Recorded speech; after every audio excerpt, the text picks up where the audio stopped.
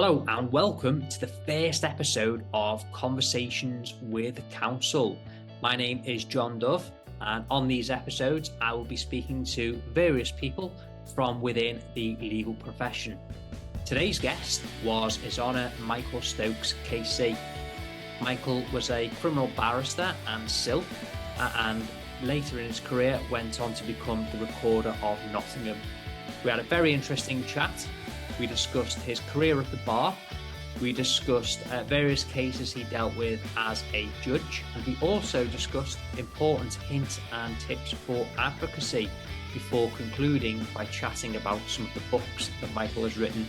It was an interesting episode. I had fun recording it, and I hope you enjoy. So hello and welcome to the latest episode of the Speed Mooting podcast. It's been a while since we've had a guest on the podcast, and this is our first episode of 2024 with a guest. Tonight's guest is Michael Stokes KC. He was the Recorder of Nottingham and is also an author of multiple books. So it's great to have you on the podcast, and thank you for coming along. Great fun. Yeah. Hopefully. So just last week we were judging together on a mooting panel, weren't we? We were the Court of Appeal, yes. We were the Court of Appeal, yeah. A panel of three judges, yourself, me, and Hayley. So we've got lots to talk about, Michael, and I'm sure our listeners are very keen to hear about your distinguished career. So I'm going to start with the beginning and ask you why it was that you chose a career in law. Well, initially I didn't choose it because I left school at the age of 16 with only 2 O-levels, believe it or not. It was a very difficult time. You know, the Beatles were just starting up, and there was lots of difficulties between generations, shall we say. Mm-hmm. And I was obliged to get a job. So I got a job in a solicitor's firm as a junior clerk on £5 a week. And I seemed to take to it. And I then moved from the solicitor's firm to the county council legal department. One of the best lawyers I've ever known, who was not qualified, advised me, get qualified. I'd done some O-levels again, and I then did 3 A-levels with a correspondence course and did much better than I anticipated, and got a place at Leeds University. So by the time I went there, I was only 1 year behind those who had worked harder at school. Brilliant. Yeah. Yeah, no, I completely agree. That's great advice about just getting qualified, because that was kind of my approach as well, because I did the law degree, did my bar course, and then I was searching for pupillage for a couple of years, and as we all know, it's very difficult. So I decided to do an LPC at the same time, and I thought whichever comes up first, training contract or pupillage, I didn't care. Just get qualified. That was the main thing. So it was actually much easier. It was much easier in my day because there was a shortage of barristers. Really? And when I graduated, the head of the law department in Leeds was Brian Hogan, who was one of the authors of Smith and Hogan. Right. Of course, Professor Smith was at Nottingham, and they needed a lecturer for 2 years because someone was going off to a Caribbean university. And Brian Hogan got me the job in Nottingham. So I went straight from university in Leeds to Nottingham University, and I was teaching there for 2 years. And I did the bar exams as I was teaching. I spent one entire summer vacation reading up on I think 3 subjects, which I hadn't done at university: revenue law, company law, and something else. I did the exams in the September. A friend of mine who'd done them in the May gave me the papers, so I did a bit of question spotting. Did it work out in the end? It did. I came second in all England in the bar exams. Oh, wow. Well done. Which meant I won several scholarships from Gray's Inn. I joined Gray's Inn. I won the Holt Scholarship, the McCaskey Scholarship, an Lord Justice Holker exhibition. So they gave me quite a bit of money. Wow. Yeah.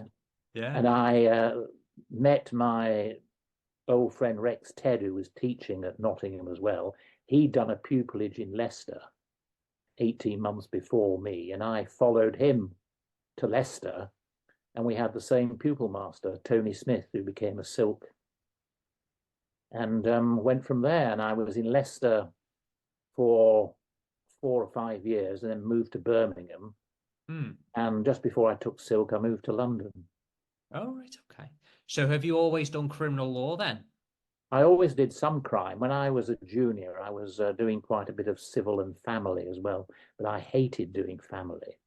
I'd rather defend an alleged murderer than argue about who should have children after a divorce. Yes. Yeah, I could never see myself going into family law. I just do exclusively crime. And I did a lot of it, and I must say I didn't like it at all. So I did a bit of civil. I mean, when I started, they still had undefended divorces. Wow. So you had to go to court to get a divorce. Oh, and right. they were quite a good money maker, because you got £12.50 per brief, and you could do 7 or 8 in a day. So in those days, it was quite good money. Yeah. Better than current criminal legal aid. Yeah. Probably, yeah. Not far off. Yeah. But when I took silk, I was doing, I would have thought, 95% crime. Right. Okay. So what would the other 5% have been when you took silk? Oh, a bit of I remember advising the Corporation of London on a semi-criminal matter, and the odd civil case. I actually even did a family inheritance case, which had very acute criminal overtones to it. Right. Okay. Yeah, the deceased had been killed. Oh, wow. Yeah. Yeah, very interesting. But I was doing a lot of murders and fraud. I did a lot of mortgage frauds. There were lots of mortgage frauds in those days. And did you just prosecute, or did you defend as well? well? No, I did both. Right. Okay. I did quite a bit of prosecuting, but I also spent many months. The longest case I did was a mortgage fraud that lasted about 4 months, defending successfully a solicitor. Wonder how many Lever Arch files were involved in that case. Well, the Lever Arch files, I think there were over 150. It was called Operation Beethoven for that reason. So what's the secret then to dealing with a case like that that's so document heavy? Look at the unused material. My junior and I spent about a week in a police station in Toaster, I think it was, where they kept it all. And on the first morning, we found some damning evidence that the prosecution had missed. Right. Which came in very handy for cross-examination purposes. I can imagine. So did you have a preference then between prosecuting and defending, or did you like them equally? Depended on the case. I like to win if possible. So whichever case has the better side. It tended to be easier to win prosecutions if they were properly prepared. Some, of course, I remember Gilbert Gray QC, as he then was, saying to me, now you've taken silk, you'll spend a lot of your time losing cases gracefully. And was that true? Yes. But just before I took silk, one of the biggest cases I was in was the Matrix Churchill trial at the Old Bailey, where 3 directors of a Coventry company were charged with a conspiracy which involved sending very advanced lathes to Iraq, and they were being used in Iraq to make weapons and ammunition. Okay. In breach of government restrictions. But the whole case fell apart after about 5 weeks when the Minister for Trade, who I think was Alan Clark, went in the witness box and told the truth. So looking back at your career at the bar then, what would you say was your highlight? Well, that was one, the Matrix Churchill case. Another one was the Great Chicken case at Hull, which went on for 3 months. Okay, yeah. Tell me a bit more about that. Well, that was an amazing case. It involved a number of defendants who were alleged to be involved in retrieving chicken and turkey, which had been designated for pet food, and putting it into the human food chain. Wow. Okay. It was tried at Hull. It took about 3 months, the trial, as I recall. Yeah. And it had there was an unusual incident in the trial. My client was found not, he was a food broker from Grimsby. He was found not guilty by the jury. And as were others, the one defendant remained, was still waiting for a verdict. So the jury returned to continue considering his case. And a note arrived after about half an hour, written in a hand that was not the foreman, saying people have walked who shouldn't have. And so the jury were brought back into court, and the judge allowed them to rectify their verdicts. Interesting. Yes, so my client went from not guilty to undecided. We argued that the judge had no power to do this because there were no alternative verdicts within the count on the indictment. They were charged with conspiracy to defraud, as I recall. Yes. And the jury were in retirement right up until Christmas. And they hadn't reached a verdict in relation to my client, but they did reverse their decision in relation to another defendant. He went from not guilty to guilty and got 15 months imprisonment. Wow. My client was acquitted a second time when the prosecution decided to offer no further evidence against him. But the result was that the Court of Appeal criticised the judge severely, pointed out he had no power to do what he did, and the verdicts were rectified again in the other direction. I was going to say, I've never come across that situation before. A jury. I've come across situations sitting as a judge, for example, where you may have a murder trial where there's an alternative verdict of manslaughter. The jury come back, and whatever you say to them, the foreman says not guilty and sits down. So you then have to say, well, what about the manslaughter? Oh, yes, we find him guilty of manslaughter. But that's permissible, but not to acquit someone and then half an hour later change your mind. They're not allowed to. No, of course not. So in your time sitting as a judge then, have you ever come across any silly notes from juries where you think they've completely missed the point here? Well, several, in fact. I remember being in a big fraud case in Wales as a barrister in front of the then Recorder of Chester. It was a huge fraud case involving Welsh slate mines. And we went in to see the judge to see if there was any way of resolving the matter. He'd sent a jury out in a simple case earlier, and a note came into his room asking the question, what's the difference between not guilty and an acquittal? Acquittal was spelt with a K. I think the judge discharged them at that point. I'm not surprised. And I remember in an attempt murder case where the victim had died, but because she was so old, the prosecution couldn't prove that it was the defendant's act that killed her. So he was charged with attempted murder. He was mentally unwell, so a jury had to decide in those days whether he was fit to plead. So one jury decided he wasn't fit to plead, and then a second jury had to decide whether he did the act. No problem with the first jury. The second jury, it sent a note asking whether he suffered from celiac disease or whether the deceased suffered from, completely irrelevant. Of course. So I just had to say, I don't know, and it doesn't matter. Then they came back and with the right decision. Yeah. I think on the whole, they tend to get it right, juries. I think so. If they get it wrong, it's usually to acquit someone who they shouldn't.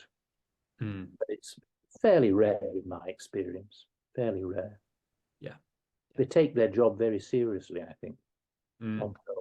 My next question is, what was it that made you decide to become a judge? So once you'd reached the end of your career at the bar, what made you decide to make the leap? Because of course, not everybody wants to go in that direction. No.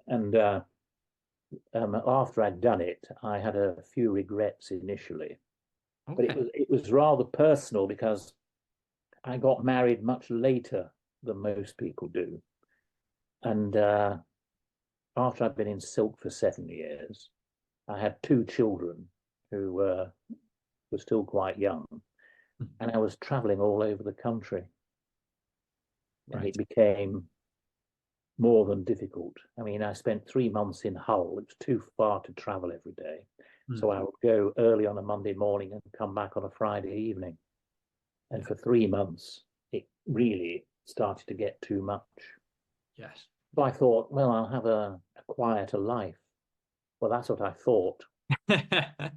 It turned out, although I was not doing as much traveling, I didn't have much of a quieter life. To begin with, I did. I remember having been sworn in, the first Saturday, I came downstairs to my computer, switched it on, and realized I got nothing to do.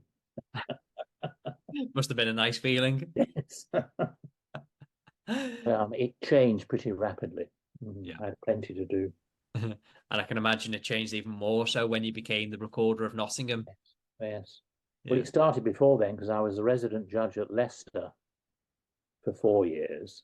And when I went to Nottingham, it's a much bigger centre. We had 8 or 9 courts sitting, and I was always short of judges. I never had a full complement of judges in the 10 years I was there. Wow, that's unbelievable. You wouldn't think that at all. We hear about shortages of counsel at the moment, but you wouldn't expect there to be shortages of judges as well. Well, I had a couple who were ill for quite lengthy periods and they weren't replaced. So I had to manage with recorders. I remember one Easter, I was the only full-time judge sitting there. I was sitting with, I think, 7 recorders. Crazy. Now, of course, have you sat in the Court of Appeal as well? Yes, I was asked to sit in the Court of Appeal Criminal Division just after I'd gone to Nottingham. And I sat there for 10 years on and off, just for 3 or 4 weeks every year, which was very interesting. Yeah. Did you find that enjoyable? Very enjoyable, but hard work. Yeah. I can imagine. And did you see a combination of appeals against both sentence and conviction as well whilst you were sitting there? Yeah. I seem to get lumbered with all the confiscation cases. Oh. The presiding Lord Justice would say, "Oh, you know about confiscation. You can do the confiscation judgment." Now, of course, what we do here, well, hence the name Speed Mooting, we do a lot of mooting, and mooting is sort of akin to appeal court advocacy. Have you got any tips on how to perform or mooting / appeal advocacy effectively? It's odd you should ask me because one of the mooters from the weekend in Canterbury sent me an email, but she asked me to give her some tips. Okay. So I did. And the first tip I gave her was in relation to her skeleton argument. It's very important that you get your skeleton right. Yes. And the clue is in the name, in the word skeleton. You saw some of them that we had. There were 1 or 2 that were quite good, but many of them had got far too much information and they were turning into scripts.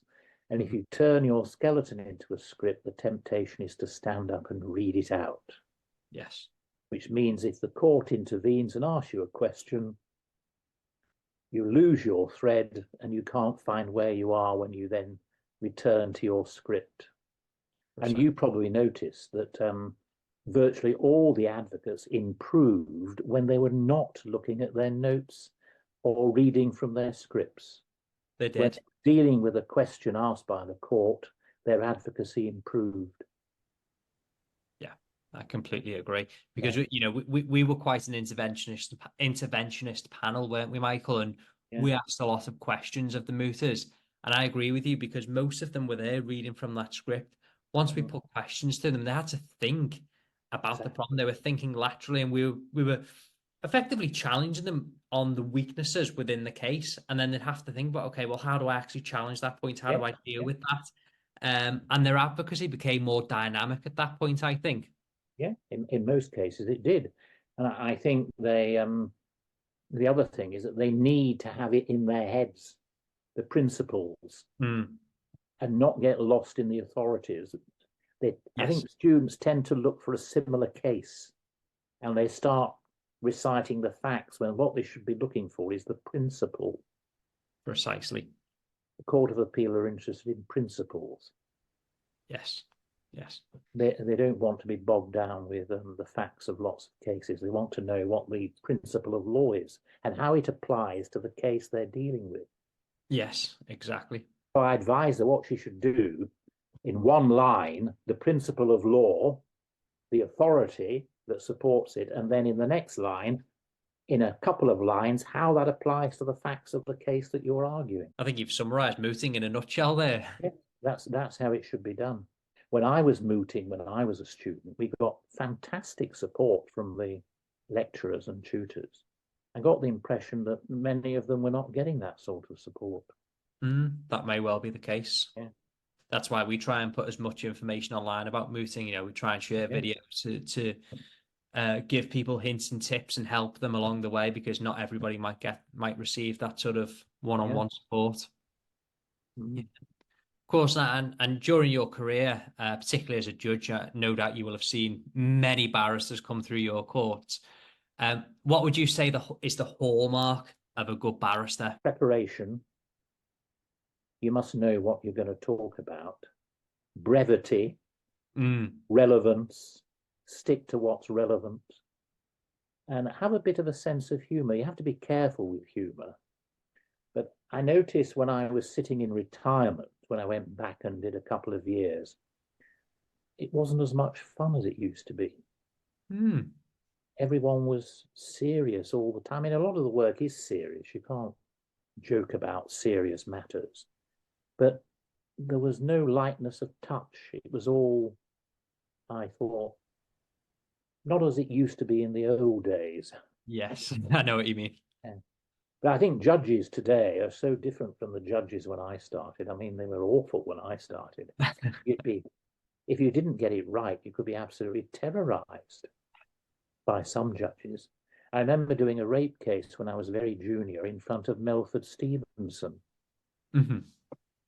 And I think he just dispatched 2 murderers who pleaded guilty. And then he said to me, "You're in this rape case, aren't you?" And I said, "Yes, my lord." He said, "How long is it going to last?"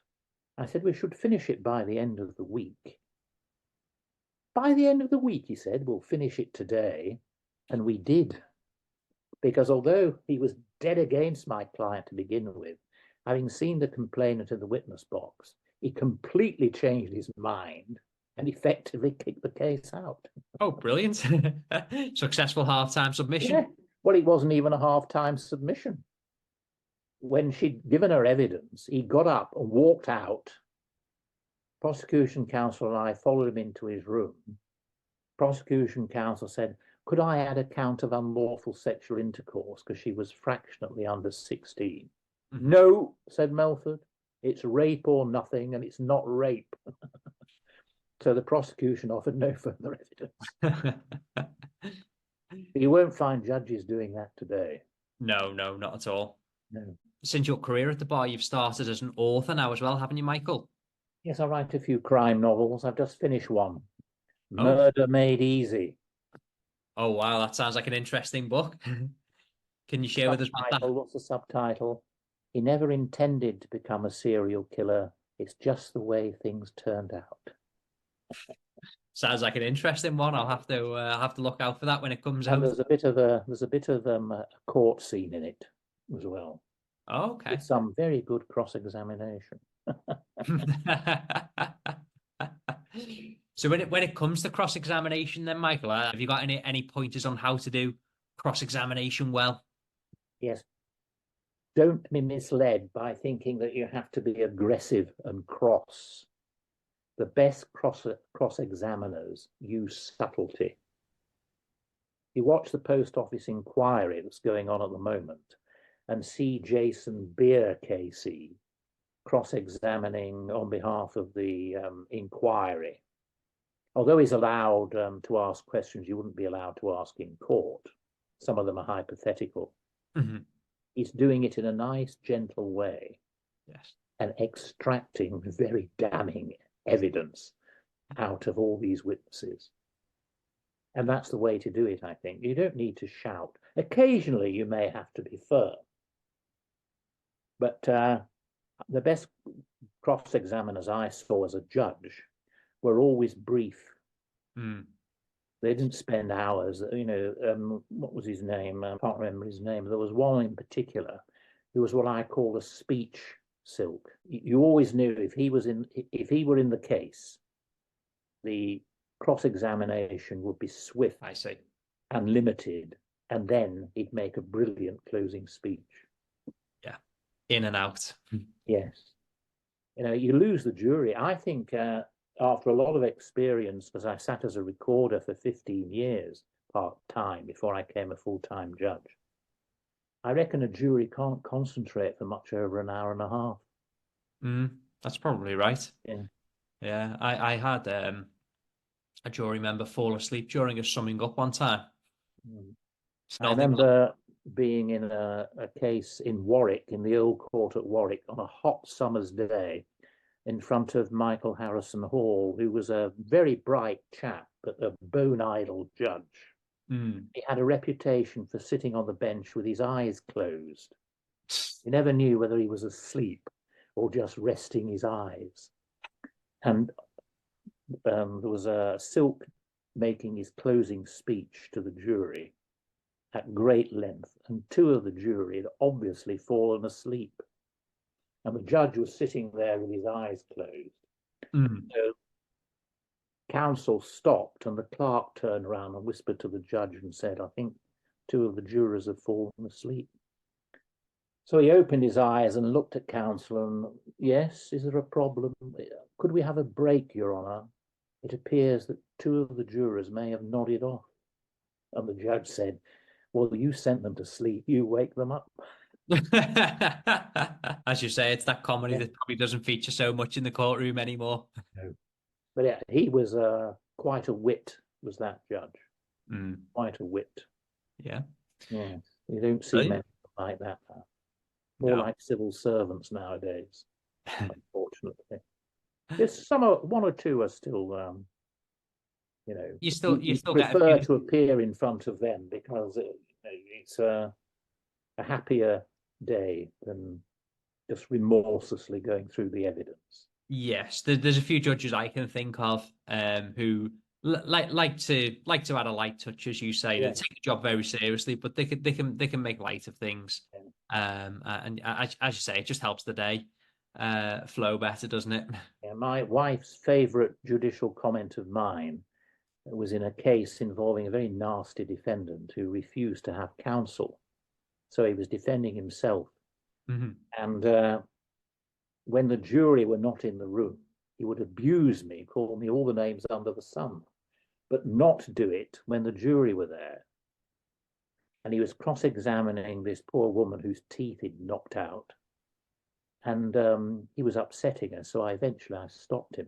I said, that's enough, sit down. And he lost his temper and said to the jury, this judge is biased. He won't let me cross-examine. And the jury were looking rather nervous. So I said to him, Mr. So-and-so, when I go home tonight, no one will take any notice of anything I say. But here they do. And that includes you. Now sit down. And he... Brilliant. Well, so it's been an interesting chat, Michael. I think what we'll do now is we'll finish up with a quick fire round at the end, a few quick fire questions. I'll ask the questions, answer with the first thing that comes to mind. Okay. So if you were to go to a desert island, what would be the one luxury item you would take with you? A large book. The complete works of someone other than William Shakespeare. Yeah. Okay. If you didn't go into the law, which career would you go into? I've probably been a teacher, I think. Oh, okay. Mm. Yeah, we can see the link there. Obviously, we're teaching at university. What is a pet peeve of yours? A pet peeve. Mm, Well, in relation to the law, people who do not prepare their cases. yes. I can understand people getting it wrong. I can understand people being nervous. I can understand people being hesitant. But I never, ever could tolerate people who haven't done the work. Mm, yeah, agreed. The last question. If you could only drink one drink and eat one item of food for the rest of your life, what would they be? I think the drink would be a Chateau bottle claret and a good steak. Any particular cut? Well, I like fillet, but I read recently that fillet isn't necessarily the best cut. Oh, So right. Okay. I think sirloin, if it's handled properly, can be equally as good. Yes. Yeah.